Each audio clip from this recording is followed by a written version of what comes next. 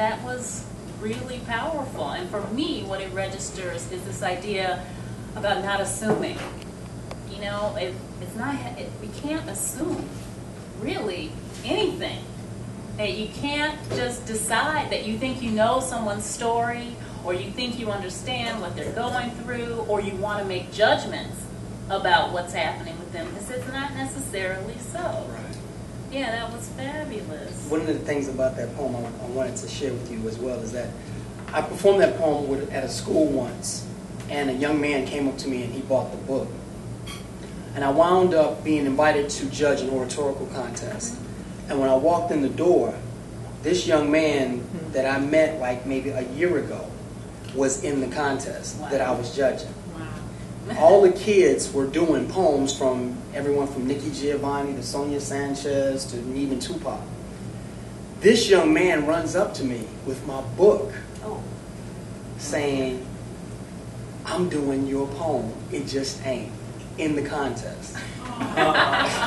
So to have someone actually, to have a young person doing something that you've written, performing it, as if we, say the Star Spangled Banner, it was humbling, it was touching, it just really hit me in the heart, because this young man was, to see someone perform something that you've done, I've never experienced that in my life. So now I know what, how Smokey Robinson feels if he's at a award show and Usher gets up and starts doing this song if they're doing a medley. And I'm not saying I'm Smokey of poetry, but what I'm saying is that to have someone who's younger than you find value in what you've done enough to share it with other people.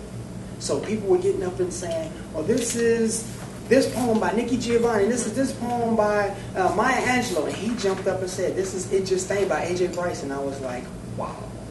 And it hit me at that point that, this is more than just book sales. This is more than just being able to speak. This is actually being able to touch someone's life. So when that happened, I was just praising God all the way with that one. So I had to share that with you.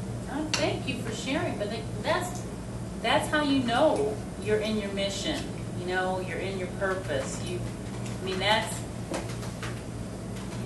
That's God's way of saying, yeah, you're on the right track. This is what's happening, and that's what your poetry is about. I've got little green flags all over the book because they're really potent, powerful, even just like little, just simple lines that are really moving. And so you're helping.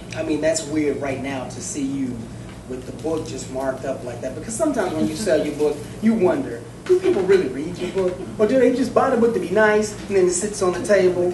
But when you walk up and and that book is worn, like a pair of fresh jeans, that book is worn. So that's a good thing. Yeah. That's a good thing. It means that you've been reading it and you've been going through and you've marked it up, and that means a lot to me, and when people come up to you and say, "Well, you said this line, or you said in this poem you said that line, where did that come from?" That's really humbling. That's just a surreal feeling. Because sometimes when I hear poets perform their work, sometimes they leave you thinking, why didn't I think of that? Why didn't I say that? Why couldn't I fathom that thought? But when people come up to you and they let you know that they enjoy your work and they actually can refer to something you said, and it's like, wow. So I'm grateful for that. Yeah, well, it's, that's what Zesty Living is all about. We're connecting each other to help everybody understand that it's possible, and we are given these clues, we're given these connections, these fabulous happenings and people, and just at the right time. Sometimes we can be doubtful. We can find ourselves in that trough, and the right message, you'll get a phone call, somebody will say, you'll be pleasantly surprised, amazed even, that somebody's performing your work. That's all, I think, affirmation, to keep with the effort. So for each one of you in the process and in your path of living your zesty life, know that as you take those steps, affirmations are given to you. You just have to be willing to be aware and to look for them. Fabulous. So now, okay, here we're going to get to the practical action place, which is, are there steps that you took? Are there things that you did that, you know, when you said, okay, I'm going to make this real. I'm going to get it out of my head and really become an active spoken word poet. I'm going to put these words together and really get my book. You've got a second book on the way in the fall. Yes. You know? Yeah, so we're going to talk about that a little bit later, but a lot of people have difficulty taking practical action. You know, they've got great ideas, that, you know, their heart, their desire, their intention is there, but there's something that prevents them from taking the step. You know, was there a critical moment? Was there something where you just said, I'm in? Well, I'll say this. It kind of required some patience. At the time that I was performing and I was really getting involved with it and really having a lot of fun and really getting a little feedback from it, I started out at this place called Rituals on Dearborn back in 96, 97, and I started performing there a lot and having a great time. And at that time, anyone who had more than 10 poems wanted to write a book. So a lot of my colleagues were like, you should write a book, you should write a book. And I said to myself, not yet, not yet. For some reason, I don't know why I said not yet. And I think that was just the spirit telling me, not yet. So what happened is that I saw a lot of people doing sort of makeshift books. I saw a lot of guys that were putting together like 10, 15 poems. They bind it, take it to Kinko's, print out maybe 30 copies, and they'd sell them on, on the street. And I said that I didn't want to do that. I didn't want to do that. Just so happens, and this is just like you said, divine intervention. I'm a member of a book club, and just so happened, Cheryl Catherine Wash, I met her at one of the book clubs. And at first, I met her, and they said she's a publisher and everything, and I didn't think anything of it. For some reason, the next time I saw her, something said, talk to her.